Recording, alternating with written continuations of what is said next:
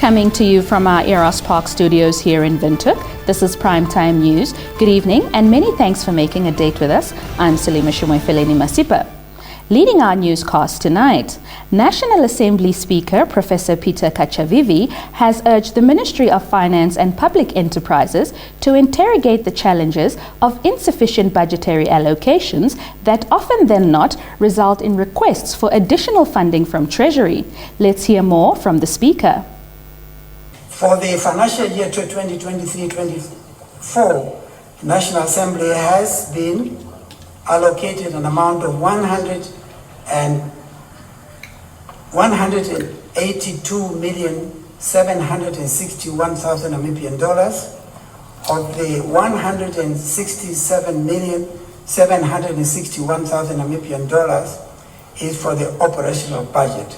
The budgetary allocation would be used for oversight functions, continuous digitalization, modernization of the required parliamentary systems to enhance democracy through e-parliament, provision of administrative and legal services to members, and continues to maintenance of the aging parliamentary infrastructure and security upgrades, as well as supporting the office of the official opposition. I now present to this August House the request of the amount of 182,761,000 Namibian dollars for the Vote 3 of the National Assembly to perform its constitutional responsibilities in the mandate. Meanwhile, Katjavivi has appealed to the government to increase the Anti-Corruption Commission Investigations Division's yearly funding, noting that 3.4 million Namibian dollars earmarked for investigations is insufficient. Motivating the Commission's 2023-2024 financial year budget allocation of 81,688,000 Namibian dollars in the National Assembly, Katjavivi said the main investigations division is allocated 29,774,000 Namibian dollars, of which only 11% is apportioned for investigations. Let's have a listen in. We all know how expensive and how cumbersome the process of investigation can be.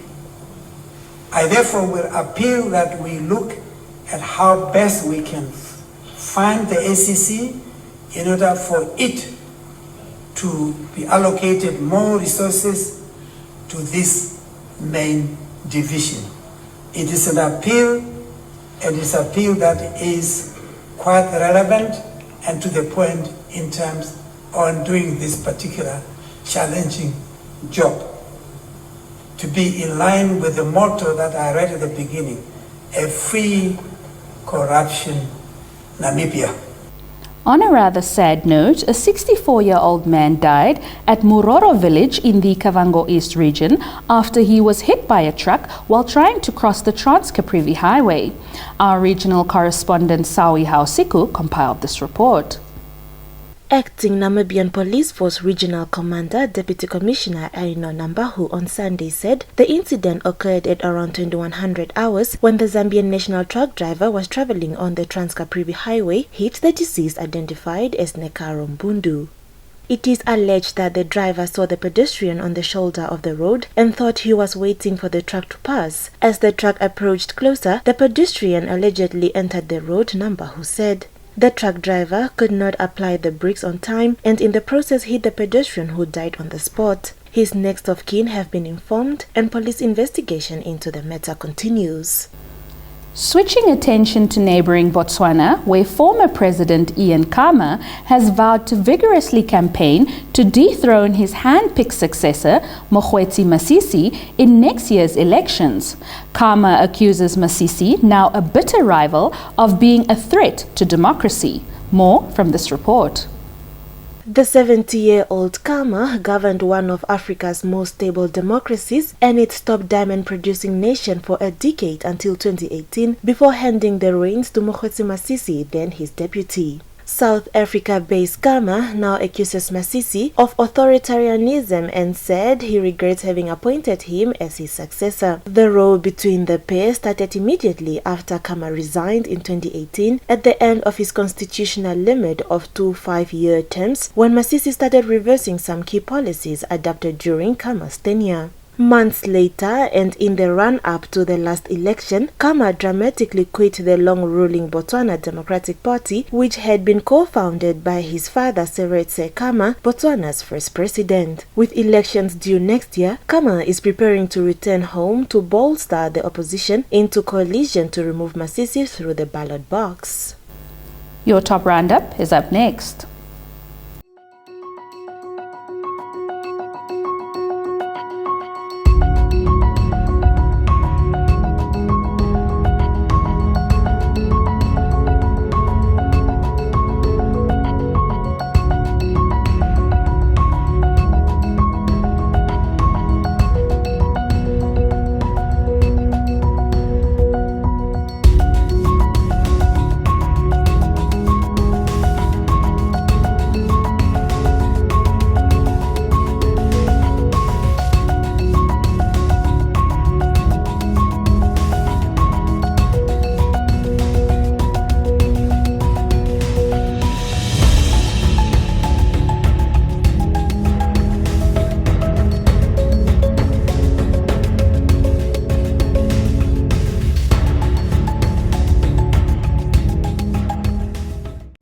Welcome to Primetime Biz, where business and economics are topical.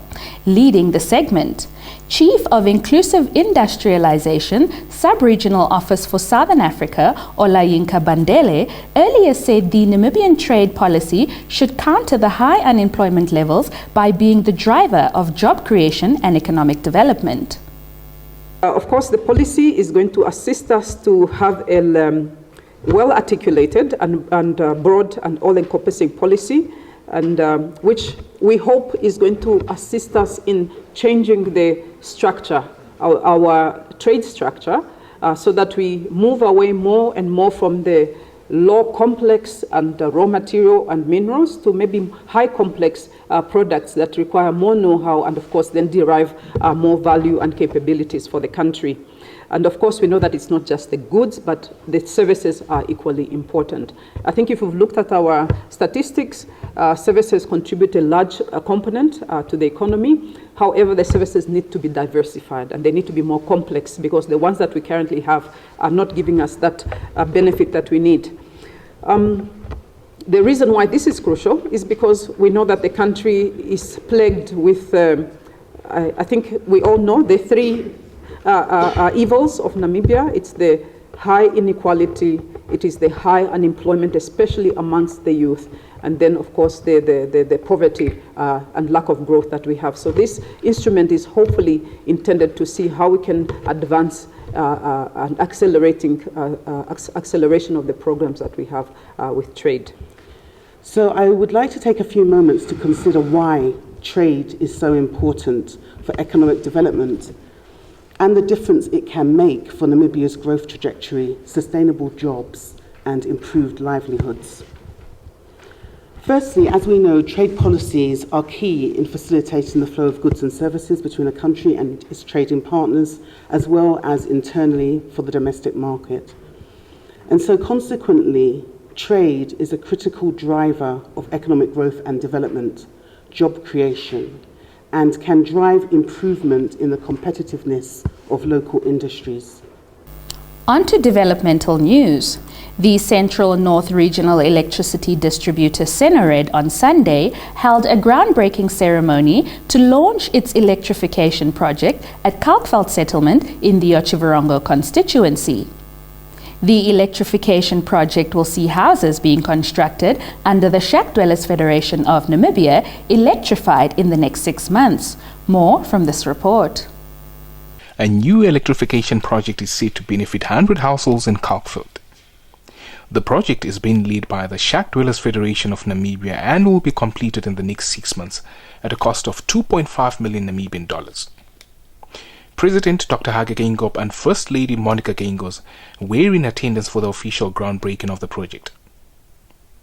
Senorate Board Chairperson Moses Machai spoke at the event and promised to continue electrifying over 500 households this year in informal settlements across Otjizujupa, Kunene, Omaheke, Oshikoto and partly Omaheke regions, where Senorate is tasked by the government to distribute electricity services.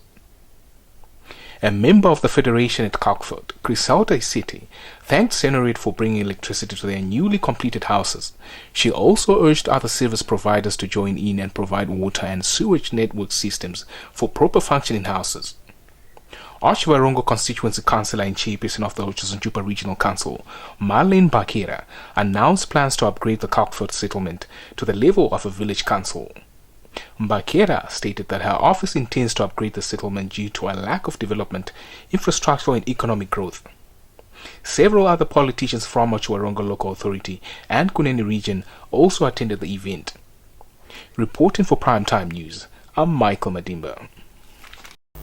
That concludes our top news segment for this evening. Up next, we have a roundup of the latest developments in the world of economics, followed by a comprehensive weather forecast.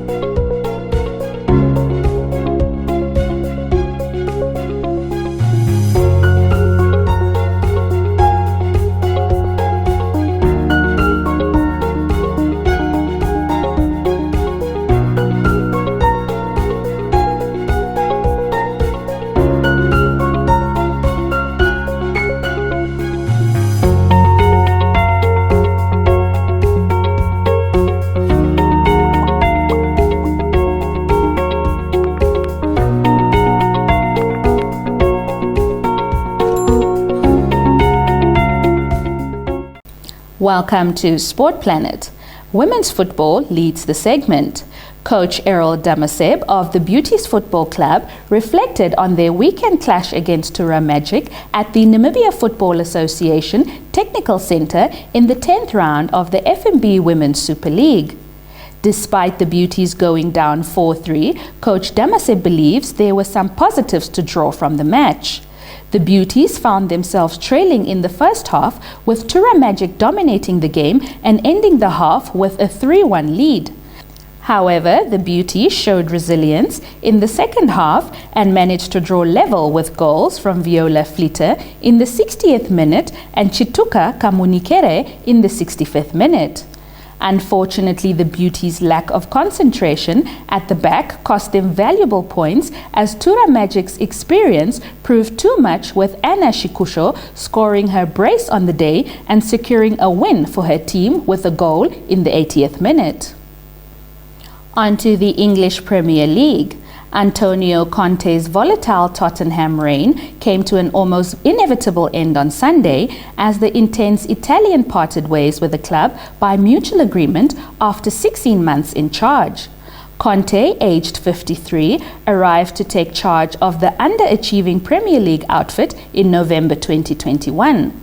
After spending much of his time making veiled complaints about Chairman Daniel Levy's failure to back him sufficiently in the transfer market, it already seemed certain Conte would depart when his contract expired at the end of this season. Your sports roundup is up next.